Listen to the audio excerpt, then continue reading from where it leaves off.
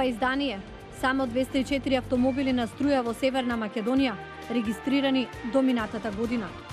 Кои се причините за малиот број? Од анализа на Гласот на Америка. Загадувањето на воздухот убива 3 пати повеќе луѓе од сидата, покажуваат нови проценки. САД денес почнува процесот во Сенатот за импичмент на Трамп. Останете со нас.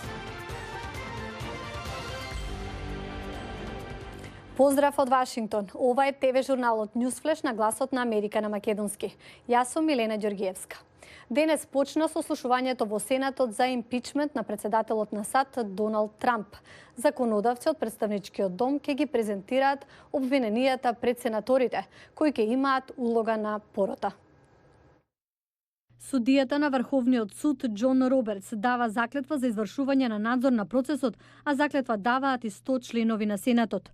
Лидерот на мнозинството во Сенатот Мич Меконел изјави дека последниот шекор денес ќе биде да се извести Белата куќа и да се побара председателот да испрати негов советник и да се одговори на обвиненијата. Ова е најголемиот договор што некој некогаш го видел, рече председателот на САД Доналд Трамп, кога вчера заедно со кинескиот премиер Лиу Хе ја подпиша првата фаза од трговскиот договор по 18 месеци тензии меѓу двете најголеми светски економии. Согласно договорот, Кина ќе го зголеми купувањето на американски производи, ќе ја прекине практиката да ги принудува странските компании да ја лоцираат технологијата, како и да не ја менува валутата за да го направи извозот поевтин.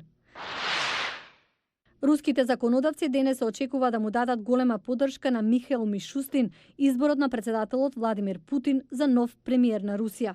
Гласањето доаѓа откако вчера долгогодишниот премиер Дмитрий Медведев даде оставка по предлогот на Путин за големи уставни промени со кои треба да се затврсти парламентот на сметка на председателството.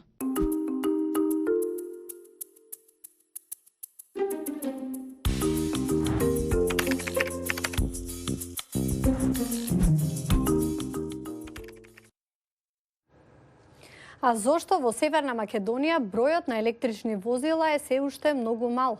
Колегата Мики Трајковски истражуваше на оваа тема. Низ македонските патишта се возат се уште малку автомобили со погон на електрична енергија. Според официјалните податоци на МВР, бројот на такви возила во 2018 е 204. Повеќе од половината или вкупно 126 се регистрирани во главниот град Скопје, додека во внатрешноста најмногу ги има во Штип 17. Бројот на хибридни возила кои работат комбинирано и на струја и на бензин е 91. Виктор Мизо, председател на странските компании од автомобилскиот сектор во земјава, вели дека е потребна изработка и на соодветна инфраструктура каде електричните возила би се снабдувале со струја. Ќе имаме еден тренд кој кај нас нема да биде со иста брзина на имплементација како во Западна Европа, но истовремено цената на овие возила ќе представува до некаде проблем за тоа да биде масовно користено кај нас, барем во некој период додека цената на батериите и на целата технологија не биде поприфатлива. Во 17 градови низ државата, приватната компанија Евана постави 40 станици за полнење на електрични возила, најавуваат поставување и на брзи полначи на повеќе места. Таква станица има и во Охрид.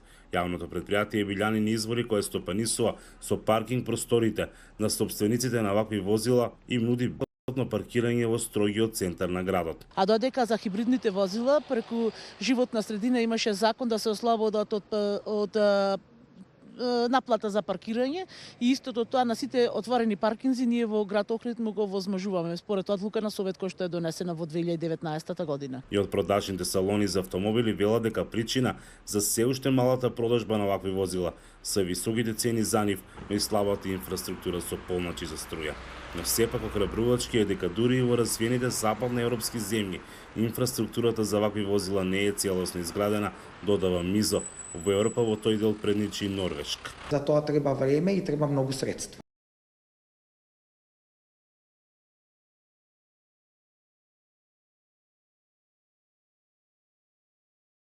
Ми компании. Инаку со новиот закон за моторни возила за прв пат се воведува принципот ако возилото помалку загадува, за него да има помалку данок. Според Министерството за финансии, во делот на поттикнување на употребата на електричните возила за сите категории од овој вид е пропишано ослободување од посебен данок на моторни возила. Хибридните возила пак ќе подлежат на ослободување до 50% од данокот. Од Охридска, Гласот на Америка, Мики Трајковски. Кога сме на оваа тема, нови проценки покажуваат дека загадувањето на воздухот убива 3 пати повеќе луѓе од сидата, туберкулозата и маларијата заедно.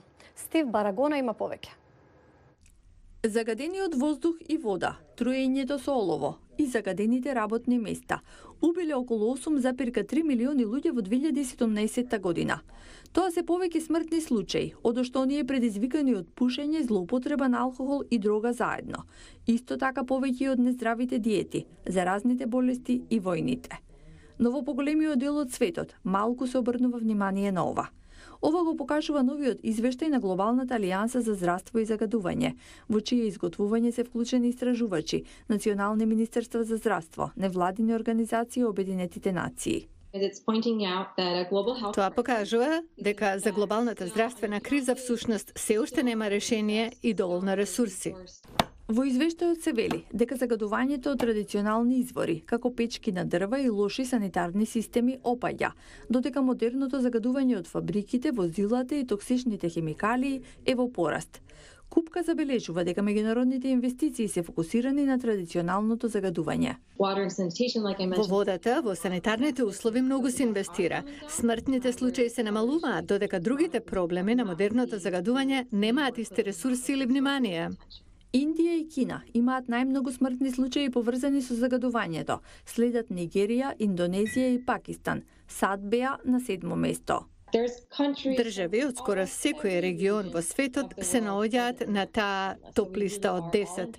Навистина сме погодени сите, не е важно каде се наоѓате. Загадувањето на воздухот беше водечки убиец, како причина за 40% од вкупниот број на смртни случаи. Според Купка, добра вест е што постојат мерки за намалување на ваквото влијание. Постојат економични работи што можат да ги направат државите, заедниците, градовите, за да го намалат товарот на заболувањата, причинети од загадувањето. Властите можат да вршат контроли на емисиите од возилата и пушачите, да наложат користење на лична заштитна опрема за работниците и други мерки што веќе се спроведуваат во многу држави. Јапонија потврди дека едно лице е диагностицирано со коронавирус и покрај тврдењето на Кина дека шансите да се расшири вирусот надвор од незините граници се мали. Златица Хоук за овие случувања. Пазарот за морска храна во градот Вухан, од каде се верува дека потекнува коронавирус, тот е под карантин, додека санитарните служби вршат дезинфекција. Но околните бизнеси продолжија со работа. Локалните жители различно реагираа на опасноста од зарази. Секако дека сум загрижена. Некои видови пневмонија се заразни. Велат дека голем дел од заболените од пазарот за морска храна имаат токму заразна пневмонија. Светската здравствена организација соопшти дека добила повеќе детали за новиот вид вирус од Кинеската национална здравствена комисија. Агенцијата на Обединетите нации со седиште во Женева не препорача конкретни мерки за патниците или совети за трговија и патни ограничувања врз основа на овие информации со кои располага досега. А научниците во Хонг Конг велат дека генетското анализирање на вирусот откриен кај еден од пациентите од Вухан, а објавено на интернет од кинески експерт, покажало дека 80% овој вирус е сличен на SARS. Најлесен начин да се справиме со епидемијата во моментов е да го следиме моделот кој се користеше 2003 за вирусот SARS. Прво, генетскиот ред на вирусот е најблизо до SARS. Од тука ситуацијата налага да се повикаме на искуството со него.